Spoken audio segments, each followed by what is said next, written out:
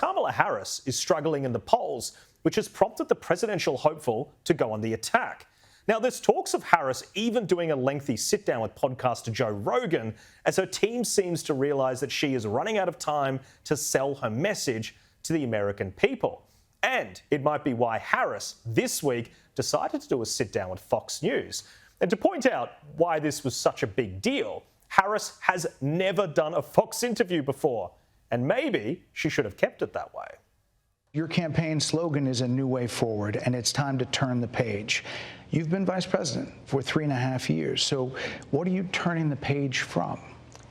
Well, first of all, turning the page from the last decade in which we have been burdened with the kind of rhetoric coming from Donald Trump that has been designed and implemented to divide our country.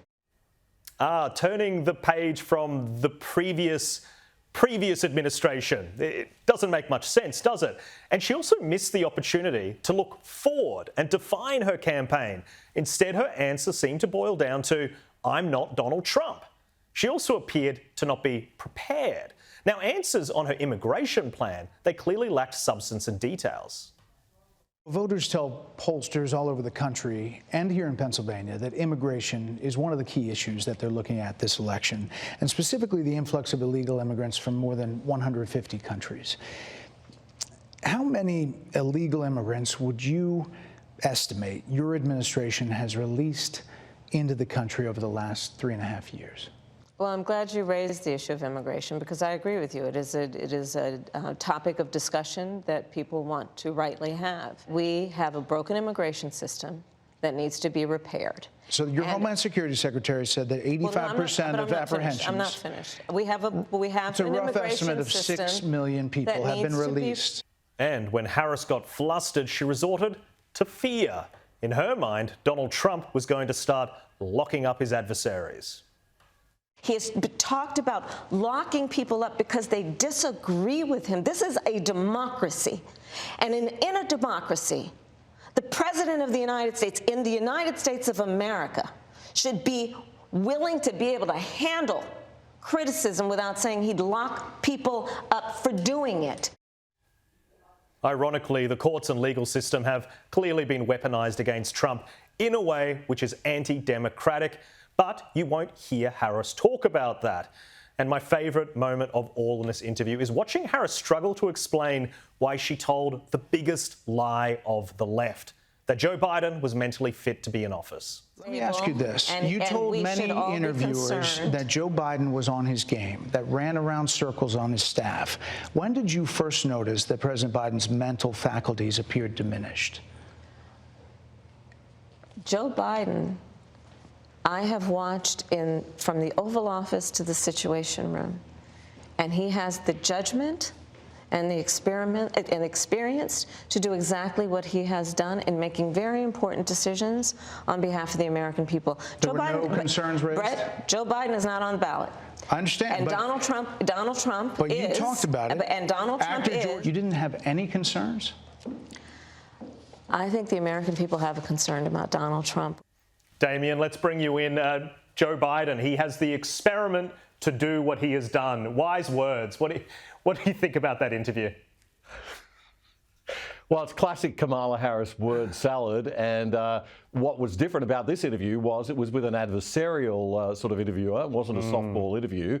And he challenged her on the usual key messages. Now, one of the things that we teach people in PR and media training is that you should go to your key message. But the bit that she misses is that the key message has to have some depth, it has to have some substance, and it has to address the underlying concerns of the audience.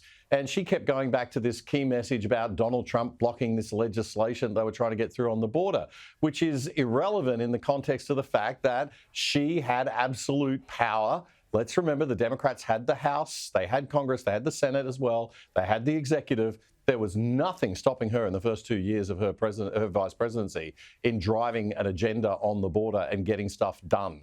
And she's trying to say that a bill that was brought in 9 months ago that was somehow allegedly blocked by Trump, is ridiculous. 6 Democrats voted against that bill, by the way.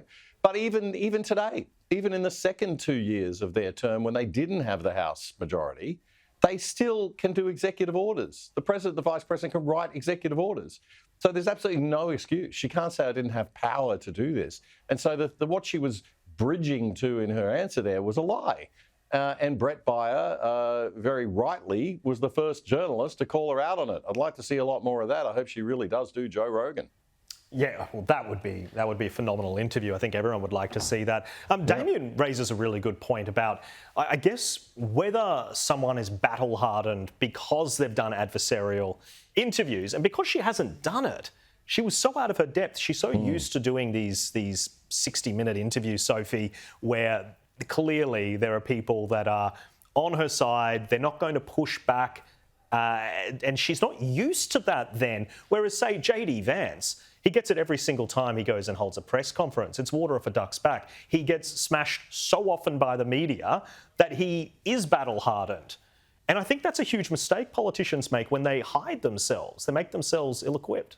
Well, this looked like a car crash interview, Jack, where she was mumbling, she wasn't making sense, and she just kept going back to the old argument, Donald Trump is not well, he's a bit crazy, etc., etc. The questions were about Joe Biden, and they were really important, and that was her opportunity to seize the moment and get out her point. It goes to her character as well, Sophie, and she's trying to say, well, I'm not Joe Biden. Yes. But it goes to your character if you told people that he was okay, and clearly he wasn't. Why did you tell people that? But she wouldn't answer that question directly, Jack. She dodged it and then went on to Donald Trump.